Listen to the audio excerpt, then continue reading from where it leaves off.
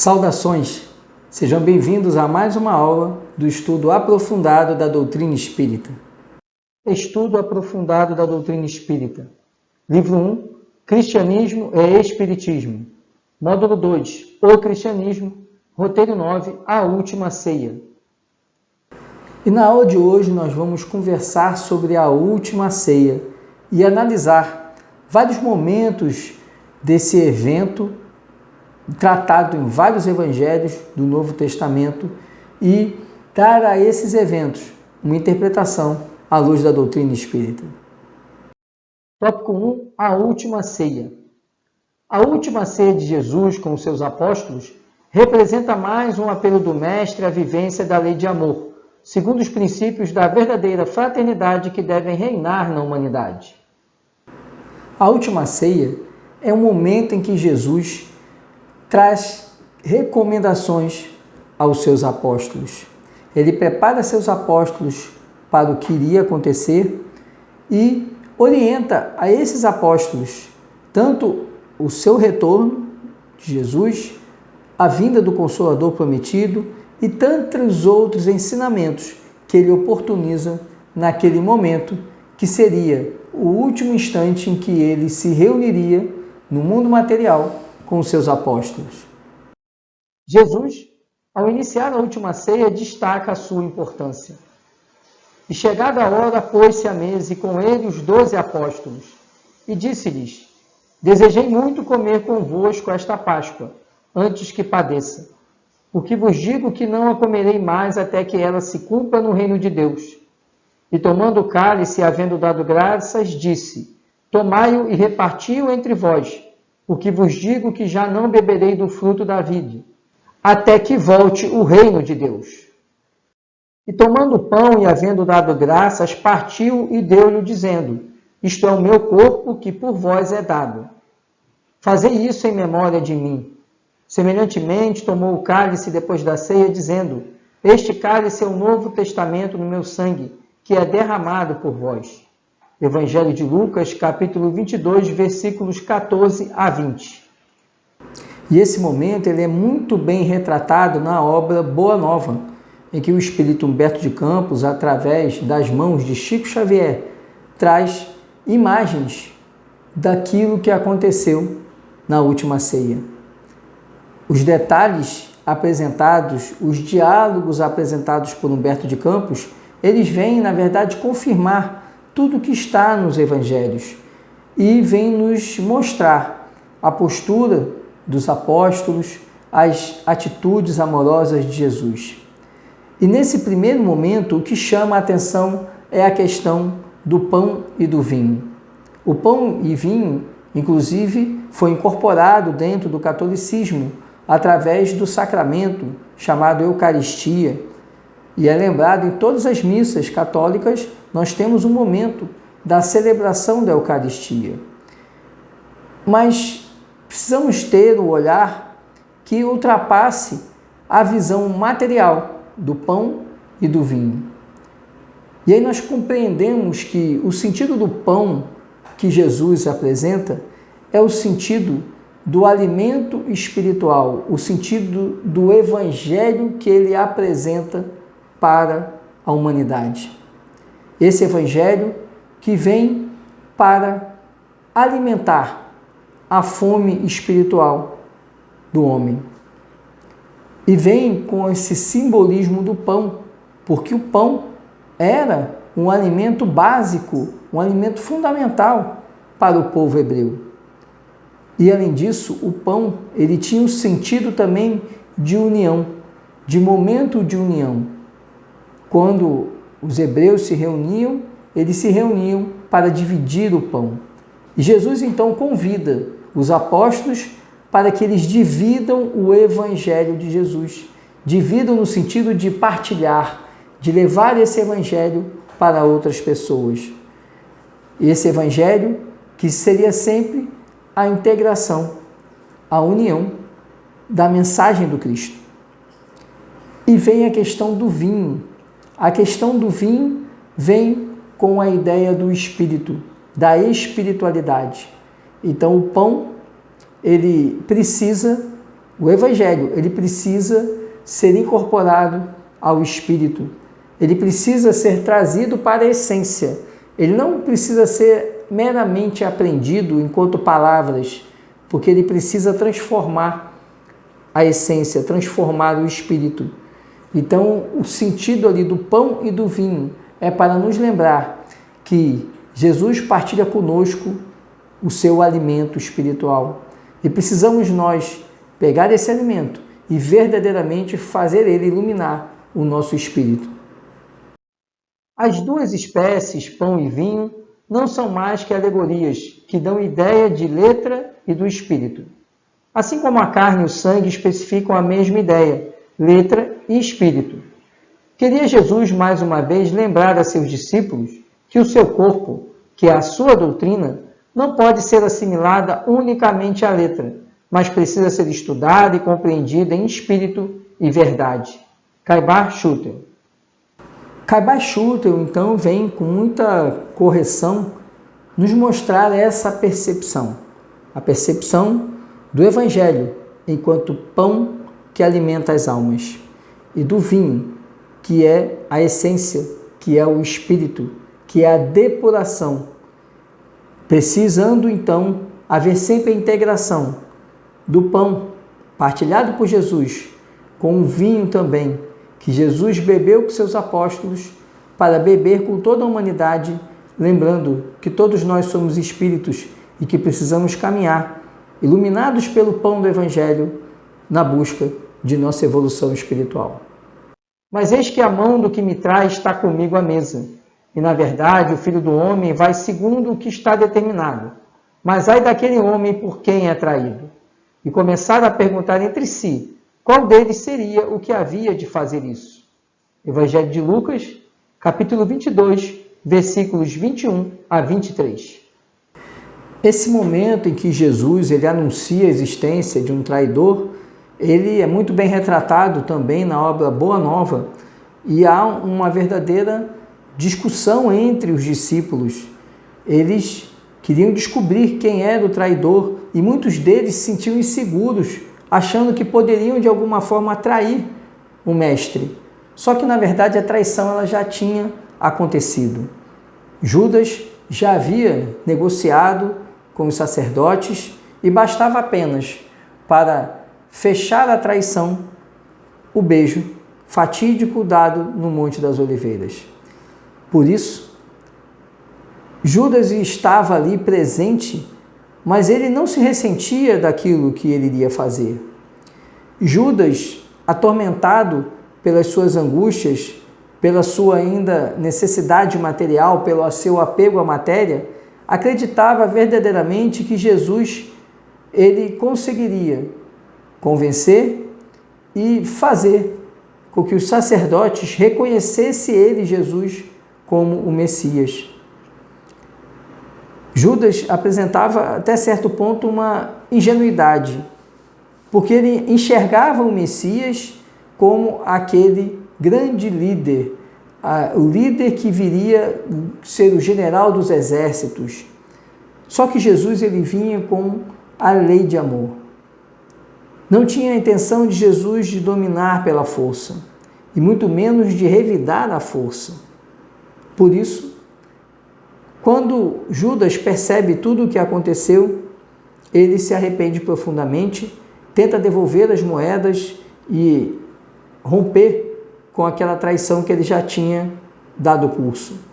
Mas ele não conseguiu e acabou tirando a própria vida, dado o seu ressentimento, dado o seu arrependimento.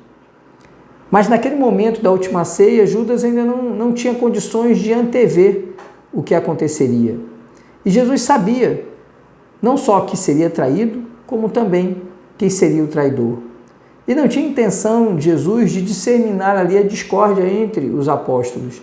Ele apenas queria preparar os apóstolos para o que estava escrito, para o que iria acontecer. Por isso, Jesus ele falou de uma maneira velada que a traição já teria acontecido, que aquele que estava, a quem lhe dava o pão, já havia o traído. E por isso, na obra Boa Nova, Humberto de Campos retrata essa discussão entre os discípulos e eles ali angustiados, Tiago, André, no sentido de que poderia ser um deles esse traidor. E eles não concebiam como isso poderia acontecer. Tópico 2. Ensinos e orientações de Jesus pronunciados na última ceia. Advento de outro Consolador. Se me amardes, guardareis os meus mandamentos. E eu rogarei ao Pai, e ele vos dará outro Consolador, para que fique convosco para sempre. O Espírito da verdade, que o mundo não pode receber porque não o vê, nem o conhece. Mas vós o conheceis, porque habita convosco e estará em vós. Não vos deixarei órfãos, voltarei para vós. Ainda um pouco, e o mundo não me verá mais, mas vós me vereis, porque eu vivo em vós, e vós vivereis. Naquele dia, conhecereis que estou em meu Pai, e vós em mim, e eu em vós. Aquele que tem os meus mandamentos e os guarda, este é o que me ama. E aquele que me ama será amado de meu Pai, e eu o amarei e me manifestarei a ele. Mas aquele Consolador, o Espírito Santo, que o Pai enviará em meu nome, vos ensinará todas as coisas e vos fará lembrar de tudo quanto vos tenho dito. Evangelho de João, capítulo 14, versículos 14 a 21 e versículo 26. Jesus promete então a vinda de outro Consolador. Esse Consolador, ele viria para dizer aquilo que Jesus já havia dito e revelar outros ensinamentos que eles ainda não tinham condições de compreender. E esse Consolador, depois, quase 19 séculos depois, ele realmente se apresenta. Esse Consolador é a doutrina espírita, como revela a própria mensagem do Espírito de Verdade na obra Evangelho segundo o Espiritismo. E precisamos entender que o Espiritismo vem cumprir esse papel que Jesus revelara muitos séculos antes, porque ele nos apresenta a mensagem do Cristo redivivo. E além de trazer e confirmar os ensinamentos do Cristo, essa mensagem ainda vem, o Espiritismo vem com essa mensagem esclarecendo aquilo que Jesus não pôde dizer. Quando então Kardec começa a consolidar as respostas dos Espíritos na obra O Livro dos Espíritos, nós começamos a ter ali materializado o Consolador prometido. Porque o Espiritismo vem com o papel de nos mostrar a finalidade de estarmos aqui na Terra, mostrar a nossa necessidade de evolução espiritual, a necessidade da reforma íntima, do esforço para nosso aprimoramento, e não é só isso. Vem também nos mostrar que precisamos caminhar na busca do conhecimento do mundo espiritual. E essa obra de Kardec, o livro dos Espíritos, começa a nos descortinar no mundo espiritual. Começamos a entender a existência, que nossa existência material é apenas uma parcela da nossa existência, que a principal existência é a existência espiritual, porque ela é perene, é permanente, enquanto a material é efêmera, temporária. E com isso traz também esse consolo. Por isso que Jesus é muito preciso nas suas palavras. Quando ele fala de Consolador prometido, ele apresenta a figura daquilo que vem para consolar os aflitos, daquilo que vem para consolar os tristes, os sofredores, porque vem mostrar que todo sofrimento que nós temos aqui na Terra, ele tem um sentido, tem um propósito, e esse propósito é nós caminharmos em direção a Deus. O maior será menor no reino dos céus. Concluídas as elucidações sobre o pão e o vinho e o anúncio da traição, os apóstolos começaram a discutir quem entre eles seria o maior. E houve entre eles contenda. E ele lhes disse: os reis dos gentios dominam sobre eles, e os que têm autoridade sobre eles são chamados benfeitores. Mas não serei vós assim. Antes, o maior entre vós seja como o menor, e quem governa, como quem serve. Pois qual é o maior? Quem está à mesa ou quem serve? Porventura, não é quer estar à mesa? Eu, porém, entre vós, sou aquele que serve. Evangelho de Lucas, capítulo 22, versículos 24 a 27. Nesse momento do Evangelho, da última ceia, Jesus se depara com os apóstolos discutindo quem seria o maior de todos, quem se sentaria ao lado de Jesus no reino dos céus. Isso causa em Jesus uma certa preocupação. Preocupação porque ele estava ali no último momento com seus apóstolos e eles, convivendo com Jesus por 3 anos, não compreenderam que o sentido não era ser maior, que o maior, na verdade, é aquele que se entrega mais, é o que se doa mais, é o que faz mais pelo próximo. Então, Jesus precisa ali esclarecer seus discípulos, esclarecer seus apóstolos, que ele não estava ali, o Cristo, para ser o maior, e que o sentido de ser maior na verdade, é aquele que mais se sacrifica, aquele que mais se doa, aquele que mais ama. Jesus exemplifica que o maior discípulo é o que se torna servidor. Levantou-se da ceia, tirou as vestes e, tomando uma toalha, cingiu-se. Depois, pôs água numa bacia e começou a lavar os pés aos discípulos e a enxugar-lhes com uma toalha com que estava cingido. Aproximou-se, pois, de Simão Pedro, que lhe disse: Senhor, tu lavas-me os pés a mim? Respondeu Jesus e disse-lhe: O que eu faço não o sabes tu agora, mas tu o saberás depois. Disse-lhe Pedro: Nunca me lavarás os pés. Respondeu-lhe Jesus: Se eu não te lavar, não tens parte comigo.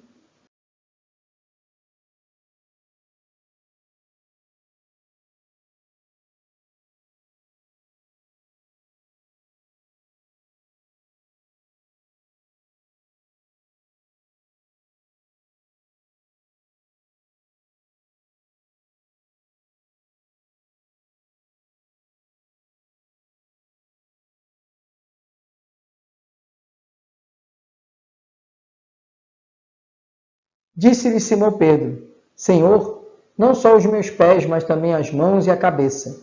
Disse-lhe Jesus: Aquele que está lavado não necessita de lavar, senão os pés, pois no mais todo está limpo.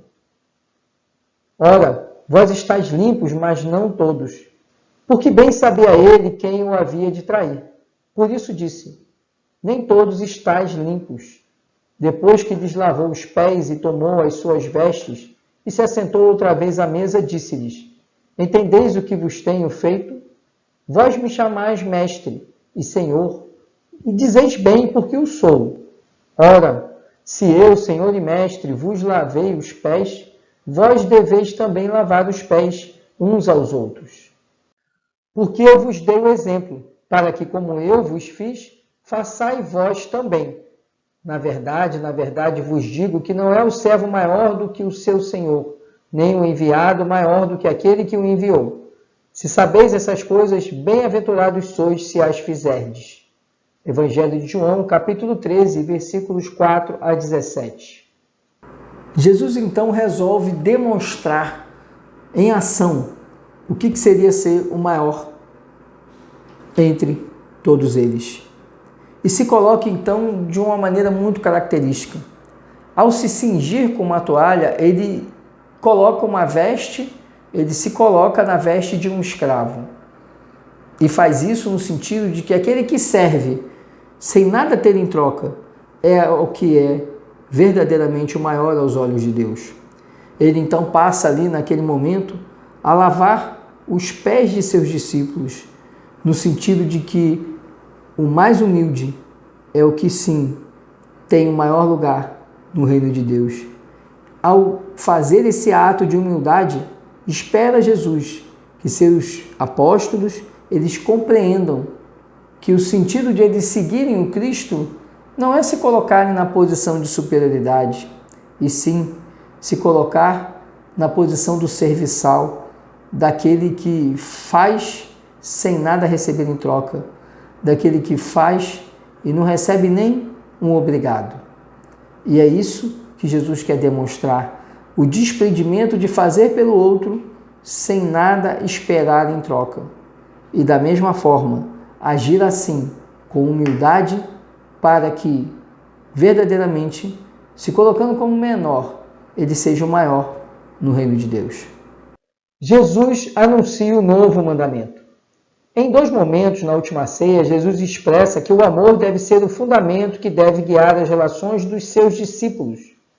Um novo mandamento vos dou, que vos ameis uns aos outros como eu vos amei a vós, que também vós uns aos outros vos ameis.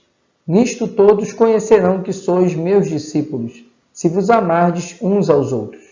Evangelho de João, capítulo 13, versículos 34 a 35. O meu mandamento é este, que vos ameis uns aos outros, assim como eu vos amei. Ninguém tem maior amor do que este, de dar a alguém a sua vida pelos seus amigos. Evangelho de João, capítulo 15, versículos 12 a 13. Jesus ali, ainda na última ceia, traz o sentido da lei de amor. Ele apresenta o mandamento do amor, que é o grande mandamento que ele veio trazer. O mesmo mandamento que ele apresenta quando os fariseus vão testar e perguntam qual era o maior mandamento a Jesus. E Jesus responde que o maior mandamento é amar a Deus sobre todas as coisas. E depois ele complementa, esclarecendo que a segunda parte desse mandamento, que na verdade confirma a primeira, é que é preciso amar ao próximo como a si mesmo. E agora Jesus vem na última ceia relembrando a importância do amor e dizendo que é indispensável que amemos uns aos outros, assim como ele, Jesus, nos amou e nos ama. Jesus destaca o valor da confiança no seu amor e na sua proteção. Jesus esclarece que o amor deve estar fundamentado na confiança, mesmo perante as adversidades. Não se turbe o vosso coração. Credes em Deus, crede também em mim. Na casa de meu pai há muitas moradas. Se não fosse assim, eu vos teria dito, pois vou preparar-vos lugar. E se eu for e vos preparar lugar, virei outra vez e vos levarei para mim mesmo, para que onde eu estiver, estejais vós também. Mesmo vós sabeis para onde vou e conheceis o caminho. Disse-lhe Tomé, Senhor, nós não sabemos para onde vais e como podemos saber o caminho. Disse-lhe Jesus, eu sou o caminho e a verdade e a vida. Ninguém vem ao Pai senão por mim. Se vós me conhecesseis a mim, também conheceríeis a meu Pai. E já desde agora o conheceis e o tendes visto. Disse-lhe Filipe, Senhor, mostra-nos o Pai, o que nos basta. Disse-lhe Jesus, estou há tanto tempo convosco e não me tendes conhecido, Filipe. Quem me vê a mim, vê o Pai. E como dizes tu, mostra-nos o Pai, e crês tu que eu estou no Pai, e que o Pai está em mim? As palavras que eu vos digo, não as digo de mim mesmo, mas o Pai que está em mim, crede-me ao menos por causa das mesmas obras. Na verdade vos digo que aquele que crê em mim, também fará as obras que eu faço, e as fará maiores do que estas, porque eu vou para o meu Pai. E tudo quanto pedirdes em meu nome eu o farei, para que o Pai seja glorificado no Filho. Se pedirdes alguma coisa em meu nome, eu o farei. Evangelho de João, capítulo 14, versículos 1 a 14. Nesse momento, Jesus ele conclama os seus apóstolos para que confiem em Jesus. Confiem nos ensinamentos de Jesus, confiem na palavra de Jesus. E por que Jesus faz isso? Porque Jesus sabe que eles vão ser provados, os seus apóstolos. A confiança em Jesus ela vai ser abalada em razão de tudo que ia acontecer. Jesus sabia disso. Mas Jesus queria que eles não se esquecessem do Cristo, que eles confiassem em Jesus, confiassem que ele voltaria para estar com eles, apesar de tudo que iria acontecer. E precisamos lembrar que os apóstolos não tinham nenhuma ideia do que ia acontecer. Só quem tinha conhecimento disso era Jesus. Judas tinha o conhecimento que iria trair, mas não sabia quais seriam as consequências de sua traição. E os demais apóstolos não tinham o menor conhecimento do que iria acontecer, porque Jesus anunciava que ele iria ser perseguido e morto, mas eles, de certa forma, acreditavam que isso não aconteceria porque Jesus era o Messias. Então ele teria condições de reverter qualquer situação desfavorável. Se ele fazia os mortos como Lázaro saírem do sepulcro, quem poderia deter Jesus? Mas Jesus sabia que era necessário que tudo acontecesse. E por isso que ele conclama seus apóstolos para que confiassem em Jesus. Jesus é o caminho, a verdade e a vida. Cedo ou tarde iremos compreender que somente por Jesus atingiremos o estágio de espíritos iluminados. Quando Jesus se coloca como caminho, verdade e vida, precisamos compreender que o papel de Jesus é ser o guia da humanidade. Porque o guia é aquele que orienta o caminho, aquele que vai na frente apontando a direção. E quando ele diz que é o caminho, é porque é através dele que nós chegamos até Deus. Ele se coloca como verdade, porque a verdade ela não é objeto de subjetivismos.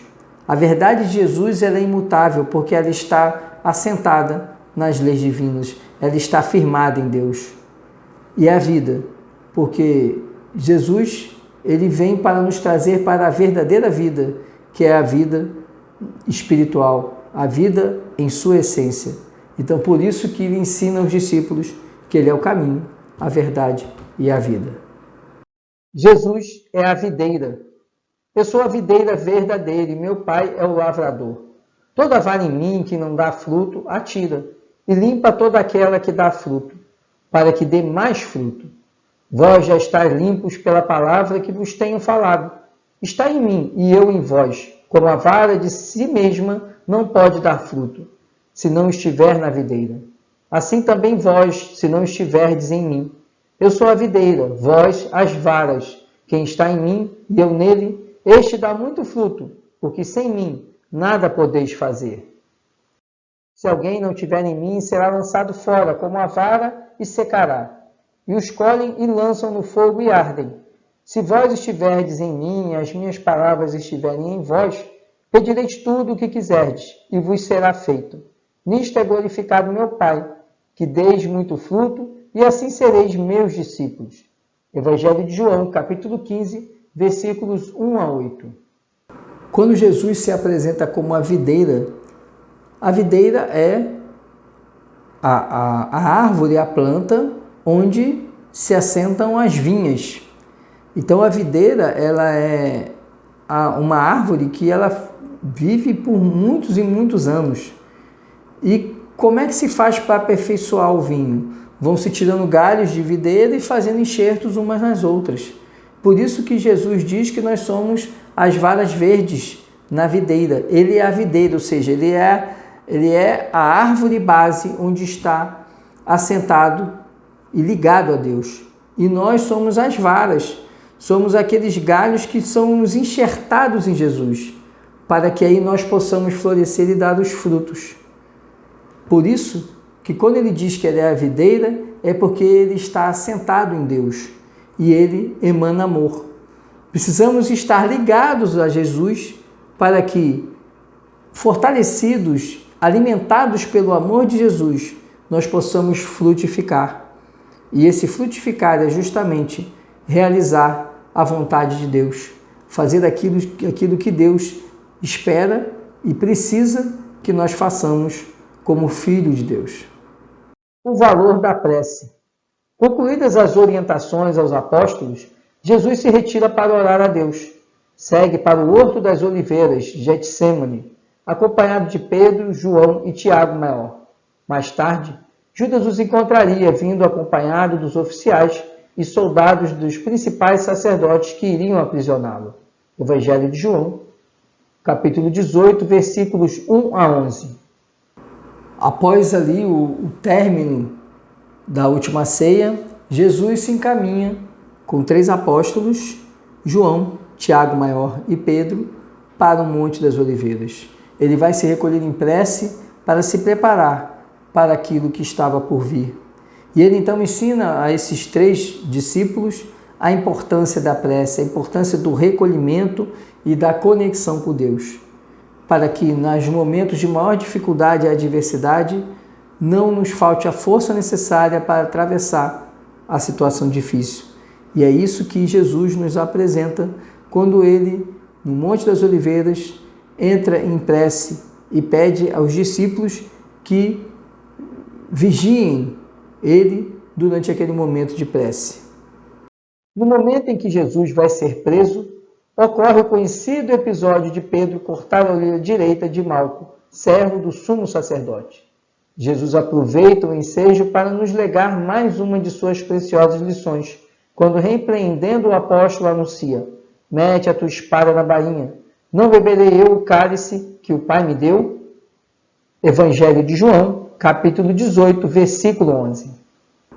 E já ali, antes do momento da prisão, temos a ocorrência em que Pedro desembainha a espada para atacar o soldado. E Jesus então adverte a Pedro, primeiro, que nós não podemos fazer o outro aquilo que não queremos que seja feito conosco. E ele nos auxilia e orienta, dizendo a Pedro que aquele que faz perecer pela espada perecerá, dando ali a lição da lei de causa e efeito. Mas não é só isso. Jesus também, ele ensina que nós devemos ser submissos à vontade de Deus. Quando ele diz para Pedro, se ele, Jesus, não irá beber o cálice que o Pai, que Deus está colocando para ele, Jesus não iria fugir daquilo que Deus havia designado. E é essa a lição que Jesus quer deixar também para Pedro e para todos nós. Esse é o conteúdo dessa nossa aula de hoje. Muito obrigado pela atenção. Tenham um bom estudo e espero que nos vejamos na nossa próxima aula. Muita paz e muita luz.